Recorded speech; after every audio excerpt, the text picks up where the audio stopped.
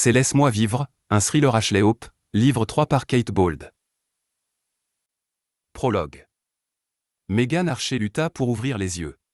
Ses paupières lui donnaient l'impression de poser des tonnes. Les ténèbres l'enveloppaient tel un voile de mort. Elle parvint à cligner des paupières avec difficulté une fois, puis deux, et son champ de vision s'éclaircit. Elle tenta de discerner une forme, de voir quelque chose n'importe quoi. Mais l'obscurité noire comme de l'encre l'enserrait, refusant de lui révéler quoi que ce soit. Où suis-je? La douleur explosa dans sa tempe gauche alors qu'elle tâchait de lever la tête.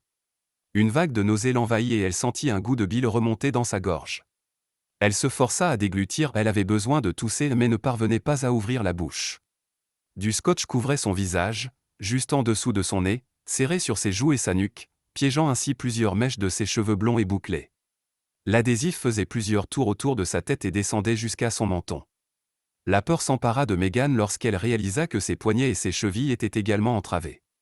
Elle tordit sa main droite afin de tenter de se libérer. Mais chaque geste faisait revenir la douleur dans son crâne. Et elle comprit rapidement que se débattre était vain. Ses bras étaient coincés par plusieurs couches de scotch, bien trop ajustés pour qu'elle ne puisse glisser les mains dessous. L'adhésif était trop résistant pour qu'elle puisse le déchirer. Le froid émanant du sol dur en contrebas s'était infiltré dans son manteau en cuir et la glaçait désormais jusqu'aux os. Mais la texture qu'elle sentait sous ses doigts indiquait qu'il y avait autre chose entre son corps et le béton. Une couche de plastique? Une odeur chimique âcre flottait dans l'air moite, rendant sa respiration difficile. Elle frissonna lorsqu'une nouvelle vague de nausée l'envahit. Comment me suis-je retrouvée ici? Une sorte de brouillard épais envahit son cerveau, interrompant ses réflexions. Elle tenta de récupérer ses derniers souvenirs. De déterminer ce qui l'avait conduite à connaître ce funeste destin. Molly. Oui, c'était ça. Meghan était partie sauver sa petite sœur une fois de plus. Molly s'était disputée avec son petit ami et, cette fois, il l'avait mise à la porte de son appartement.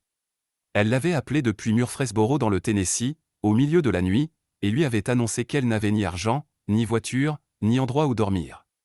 Bien évidemment, Meghan avait accepté de l'aider comme elle le faisait dès que la vie de sa sœur connaissait un nouveau rebondissement. Ce type d'événement avait pris une fréquence habituelle lors des 2 années précédentes. Meghan avait quitté Knoxville aux alentours de 10 heures ce matin. Du moins, elle pensait qu'il s'agissait d'aujourd'hui. Combien de temps était-elle restée inconsciente?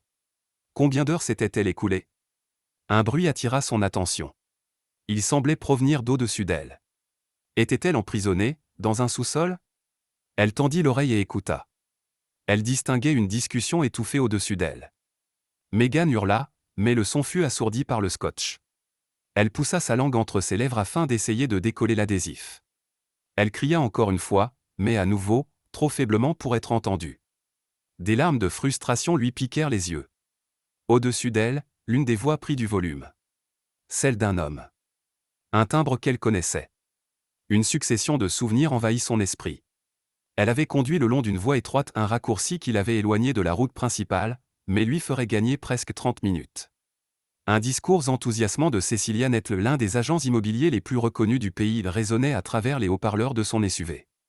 Meghan se concentrait sur les façons de dépasser les obstacles récurrents lorsque de la fumée avait jailli du capot de son véhicule. Inquiète à l'idée de causer des dégâts supplémentaires à son moteur si elle continuait son chemin, elle s'était garée sur le bord de la route. Elle avait pris son téléphone pour appeler son mari, avant de jeter un coup d'œil dans son rétroviseur. C'était lui. La voix au-dessus d'elle. Lorsqu'elle était sortie de son véhicule, elle avait été soulagée de voir un visage familier. Elle avait pensé que l'homme qu'elle avait croisé auparavant allait l'aider. Mais quand elle avait abandonné le volant pour lui faire signe, elle avait réalisé que quelque chose avait changé. Il avait changé. Ses yeux dans lesquels elle avait aperçu une gentillesse feinte semblaient désormais sombres et froids. L'amabilité dont il avait fait preuve plus tôt avait cédé sa place à une hostilité palpable qui paraissait émaner de son âme. Il l'avait attrapée par le poignet. Terrifiée, elle avait retiré son bras et essayé de se libérer. Puis elle avait repéré du mouvement du coin de l'œil. C'est alors qu'une douleur insoutenable avait éclaté sur le côté de son crâne. Il l'avait frappée avec un objet en métal. Quelque chose de lourd. C'était à cet instant que ses souvenirs prenaient fin. Et à présent, elle se retrouvait ici. Les voix au-dessus d'elle diminuèrent en intensité. Elle réalisa que l'interlocuteur pouvait être le partenaire de l'homme. Mais pourquoi l'avait-il kidnappé? Pour une rançon? L'argent semblait être la réponse la plus probable. Cet individu avait rencontré une femme voyageant seule dans un SUV de luxe flambant neuf. Nous espérons que vous avez apprécié cet aperçu. Pour continuer à écouter ce livre audio sur Google Play Livres, utilisez le lien dans la description de la vidéo.